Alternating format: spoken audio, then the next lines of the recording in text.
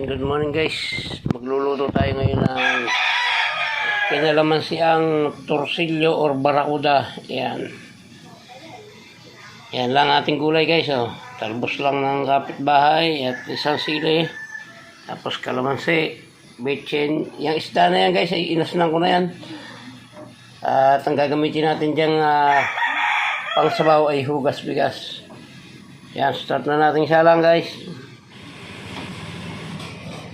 Ayan guys, nakasalang na yung ating sibuyas, kamatis. Lagyan ko ng kaunting paminta. So ayan lang na natin lumambot yung kamatis na yan at kumulo ng kumulo yan bago natin tatambog yung isda saka yung sili. Sa huli yung talbos ng kamote. Ayan guys, ayan mo natin siya dyan. Ayan guys, durog na yung ating sibuyas at kamatis.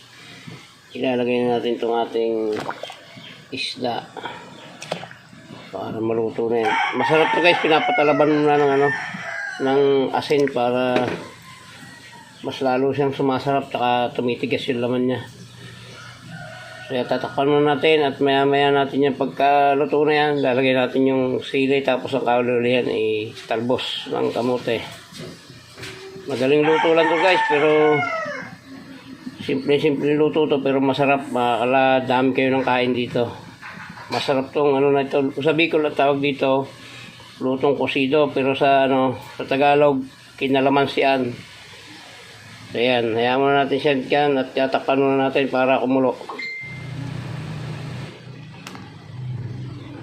Ayan guys, kumulo na alisin natin ang kaunti yung bula at balansa yan. Ayan, lalagyan natin ng betchin. Simple luto lang to guys, pero masarap to. Makakalakas kayo ng kain dito. Ayan, may lalagyan natin yung talbos at saka yung kalamansi.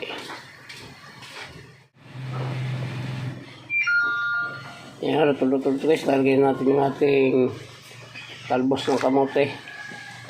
At maya isusunod na natin yung kalamansi.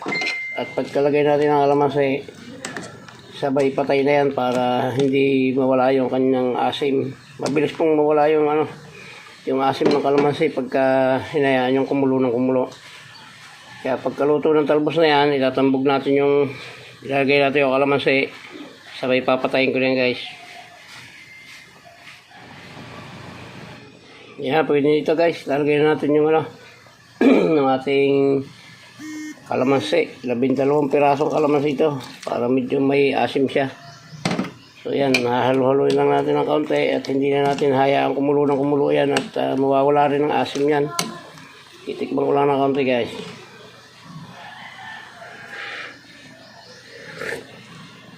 Ayun, talab na yung asim.